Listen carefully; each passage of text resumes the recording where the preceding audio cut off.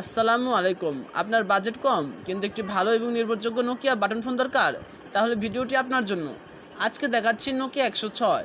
যারা শুধু ফোনে কথা বলা, কল রিসিভ করা এবং দীর্ঘ সময় ব্যবহার করতে চান তাদের জন্য এটি হতে পারে একটি দারুণ পছন্দ। একটা বিষয় খেয়াল করুন, সবসময় কিন্তু দামি টাচ ফোনের প্রয়োজন হয় না। আপনার যদি দরকার হয় সহজ ব্যবহার, ভালো ব্যাটারি ব্যাকআপ এবং একটি টেকসই বাটন ফোন, তাহলে নোকিয়া 106 এর মতো ফোন অনেক বেশি প্র্যাকটিক্যাল। বাবা মায়ের জন্য, বয়স্ক মানুষের জন্য, গ্রামের বাড়িতে ব্যবহারের জন্য, অফিসের অতিরিক্ত ফোন হিসেবে কিংবা নিজের দৈনন্দিন কলের জন্য এই ফোনটি বেশ কাজে দেয়। আর সবচেয়ে বড় সুবিধা হলো ব্যবহার করা খুবই সহজ। কোনো জটিল অ্যাপ নেই, বড় বড় সেটিংসের ঝামেলা নেই। ফোন হাতে নিয়ে সহজেই কল করা যায়। আপনি ভিডিওতে ফোনটির ডিজাইন, ডিসপ্লে, কিপ্যাড এবং পুরো ফোনের অবস্থা দেখে নিতে পারছেন।